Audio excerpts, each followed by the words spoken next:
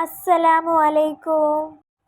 നമ്മുടെ വീട്ടിൽ എന്നും ബർക്കത്തുണ്ടാവണമെന്ന് ആഗ്രഹിക്കാത്ത, പ്രാർത്ഥിക്കാത്തവരുമായിട്ട് ആരുമുണ്ടാകില്ല.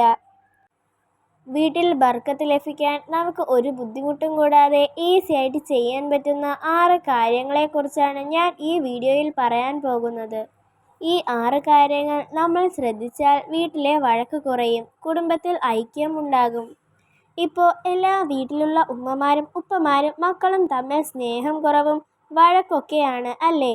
അങ്ങനെയുള്ള ഏതെങ്കിലും വീടുകളുണ്ടെങ്കിൽ ഈ 6 കാര്യങ്ങൾ ഒന്ന് ചെയ്തു നോക്കണേ. 1. നമ്മൾ പുറത്തു പോയിട്ട് വീട്ടിലേക്ക് കയറുമ്പോൾ സലാം പറഞ്ഞു കയറുക. ഇനി നമ്മൾ പുറത്തു പോയിട്ട് തിരിച്ചു വരുമ്പോൾ വീട്ടിൽ ആരുമില്ലെങ്കിൽ നമുക്ക് സലാം പറയാൻ ആരുമില്ലല്ലോ വീട്ടിൽ. അപ്പോൾ നമ്മൾ നബി തങ്ങളുടെ പേരിൽ സലാം പറയുക. അസ്സലാമു അലൈക്കും യാ റസൂലുള്ള എന്ന് പറഞ്ഞ് വീട്ടിലേക്ക് കയറുക. 2. വലതുകാൽ വെച്ച് വീട്ടിൽ കയറുക. 3. ബിസ്മി ചൊല്ലി വീട്ടിൽ കയറുക. ഇനി 4. നമ്മൾ വീട്ടിൽ കയറുമ്പോൾ സൂറത്തുൽ ഇഖ്ലാസ് ഓതുക.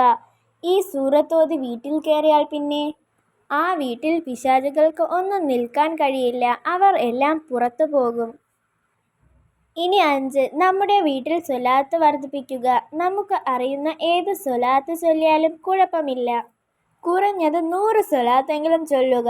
6ാമത്തെ കാര്യം ഖുർആൻ അധികരിപ്പിക്കുക. ഖുർആൻ ഓതിയാൽ തന്നെ ആ വീട്ടിൽ മിക്ക പ്രശ്നങ്ങളും ഇല്ലാതാകും, ആ വീട്ടിലെ വിഷമങ്ങളെല്ലാം നീങ്ങും.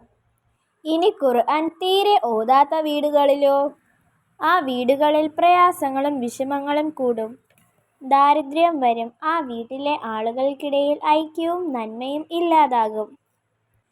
ഇതിൽ പറഞ്ഞ 6 കാര്യങ്ങളും ചെറിയ കുട്ടികൾക്ക് പോലും ഈസിയായിട്ട് ചെയ്യാൻ പറ്റുന്ന കാര്യങ്ങളാണ് അല്ലേ? ഇനി ഇന്നു മുതൽ തന്നെ ഈ 6 കാര്യങ്ങളും നമുക്ക് ചെയ്തു തുടങ്ങാം ഇൻഷാ അല്ലാഹ്.